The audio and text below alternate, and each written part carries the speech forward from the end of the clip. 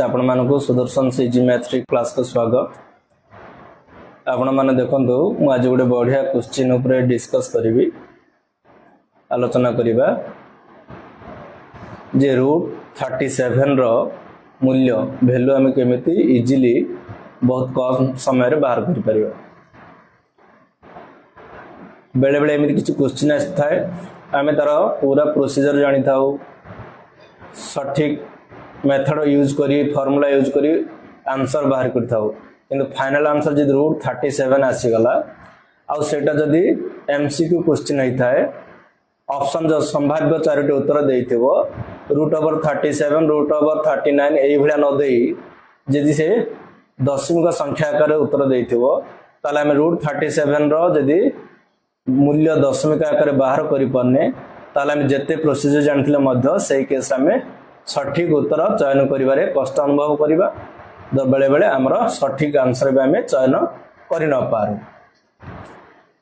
जदि हमको वर्गमूल बाहर करिरा आछि तो एटा भी गोटे समय सापेक्ष, किंतु आमे एमिति गोटे ट्रिक वर्तमान शिखिबा जोडा हमें बहुत इजीली बाहर करि परिबा।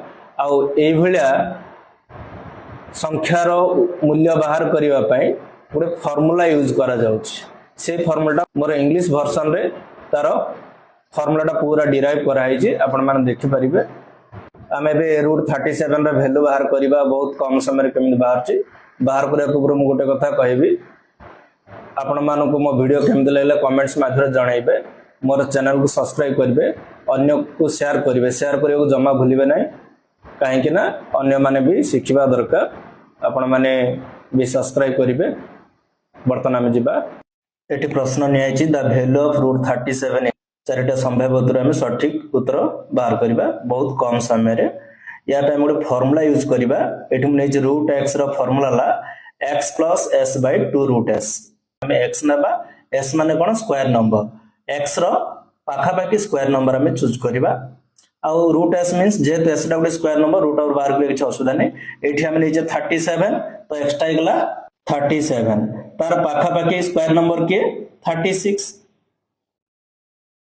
37 रु स्क्वायर नंबर ता सानो किबा बड़ किछ जाय से नै तो हमें नै गले देन 2 √36 तो न्यूमरेटर इगला 73। 36 रा वर्गमूल 6 6 12 ताको हमें 12 को 72 बळिला 1 0 10 हला 12 0 बळिला 10 आउथरे 0 नले 100 हला 12 96 तो 6.8 हला सठिक आंसर।